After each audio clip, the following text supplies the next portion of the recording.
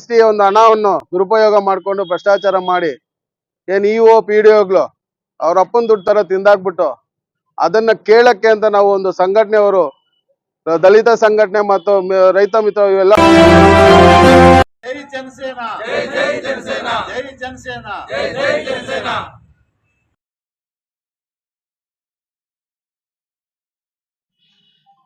ನಮಸ್ಕಾರ.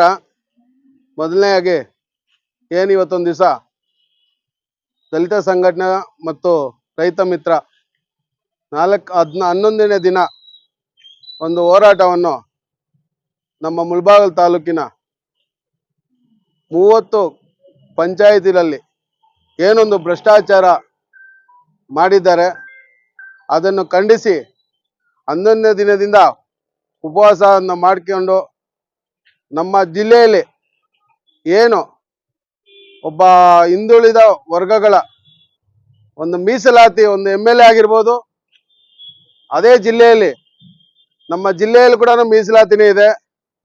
ಅವರು ಒಂದು ST ಒಂದು ಹಣವನ್ನು ದುರುಪಯೋಗ ಮಾಡಿಕೊಂಡು ಭ್ರಷ್ಟಾಚಾರ ಮಾಡಿ ಏನು ಇಒ PDOಗಳು ಅವ್ರ ಅಪ್ಪನ ದುಡ್ಡು ತರ ತಿಂದಾಕ್ಬಿಟ್ಟು ಅದನ್ನ ಕೇಳಕ್ಕೆ ಅಂತ ನಾವು ಒಂದು ಸಂಘಟನೆಯವರು ದಲಿತ ಸಂಘಟನೆ ಮತ್ತು ರೈತ ಮಿತ್ರ ಇವೆಲ್ಲ ಮಾಡಿದ್ದಾರೆ. ಅವ್ರಿಗೆ ಯಾವುದೇ ಕಾರಣಕ್ಕೆ ಪ್ರತಿಕ್ರಿಯೆ ಕೊಡ್ತಾ ಇಲ್ಲ. ನಾವು ದಿನೇ ದಿನೇ ನೋಡ್ತಾ ಇದೀವಿ, ಈ ಕಡೆಯಿಂದ ತೊಂದರೆ ಇದ್ರೆ ಇವ್ರಿಗೆ ಶಿಕ್ಷೆ ಆಗ್ಲಿ, ಇಲ್ಲ ಅವ್ರ ತೊಂದರೆ ಆಗಿದೆ ಅವ್ರಿಗೆ ಶಿಕ್ಷೆ ಆಗ್ಬೇಕು ಅಂತ ನಾವು ಕಾಯ್ತಾ ಇದೀವಿ. ಇಲ್ಲಿ ಯಾವುದೋ ಒಂದು ಮಾರ್ಪಾಡು ಕಾಣಿಸಿಲ್ಲ. ನಮ್ಮ ಹೆಸರು NV ಮಂಜುನಾಥ್ ಅಂತ, ಕರ್ನಾಟಕ ಜನಸೇನಾ ಪ್ರಗತಿಪರ ಒಕ್ಕೂಟ ರಾಜ್ಯಾಧ್ಯಕ್ಷರಾಗಿ ಇವತ್ತೊಂದು ಎಚ್ಚರಿಕೆ ಕೊಡ್ತಾ ಇದ್ದೀನಿ.